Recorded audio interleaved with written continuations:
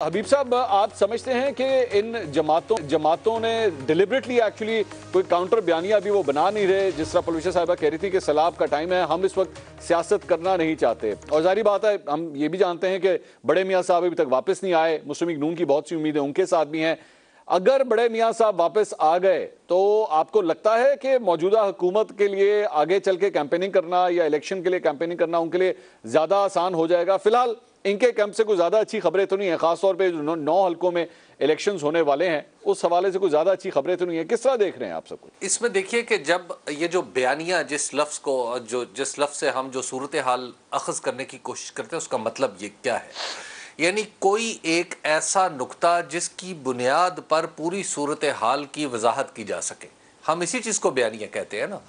अब बात यह है कि खुद जो पीडीएम की हुकूमत है वो इस बुनियाद पर अपने यानी इस नुक्ते के ज़रिए अपनी ये जो सूरत हाल की वजाहत करती है कि जनाब एक्चुअली मुल्क दिवालिया होने वाला था, महंगाई बहुत ज़्यादा थी, बहुत ज़्यादा नाअहली थी। अब उसके बाद क्या हुआ? उसके बाद ये हुआ कि महंगाई वहीं की वहीं रही, बल्कि उसमें कुछ इजाफा हुआ। वो तमाम बातें जो इमरान खान महंगाई के जवाब में कहा करते थे जी कि इंटरनेशनल कमोडिटी प्राइसेस बढ़ी हैं, वो पीडीएम ने वो दलाइल इख्तियार कर लिए।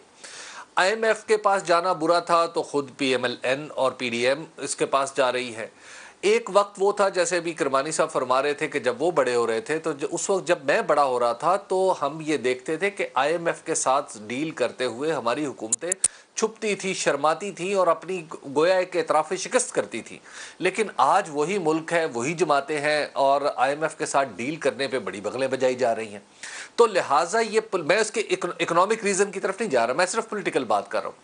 तो इन 5 निकात की वजह से पीडीएम के पास ऐसा कोई जवाब नहीं बचा जिसकी बुनियाद पर ये कह सकें कि एक्चुअली इमरान खान ये कर रहे थे जो हम नहीं कर रहे। तो लिहाजा इमरान खान के निकाले जाने का जवाब मुकम्मल तौर पर ख़त्म हो गया। दूसरी बात यह है कि ख़ुद जिस अंदाज से यानी जब तहरीक-ए-एतमाद पेश हो रही थी और उस वक्त जो मुख्तलिफ हमारे ज़ोमा थे पीडीएम के, वो जिस अंदाज़ की बयानबाजी फरमा रहे थे उससे ये अंदाज़ा हो रहा था कि जो ताकत है नो डाउट नंबर्स में भी है, लेकिन नंबर्स को जोड़ने की ताकत जो गैर मरई पता नहीं कहाँ से आई है।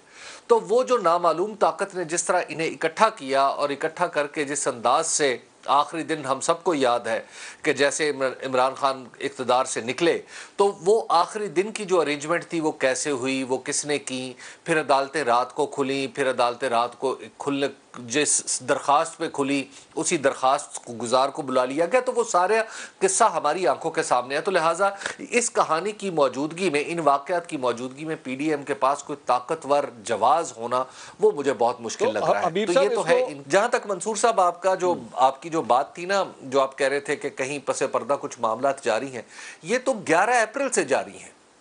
पसे पर्दा मामलात 11 अप्रैल से जारी हैं। उसमें कई पड़ाव आए हैं, 25 मई का भी आया है और एक रिसेंटली आया है जिसकी तरफ आपने इशारतन जिक्र किया है। तो अब तो मामलात जिसे आप कहते हैं ना पैचअप होने की तरफ बढ़ रहे हैं। लेकिन अब मेरा ख्याल ये है कि जो इमरान खान है वो अब पैचअप अपनी शराइत पे चाहते हैं।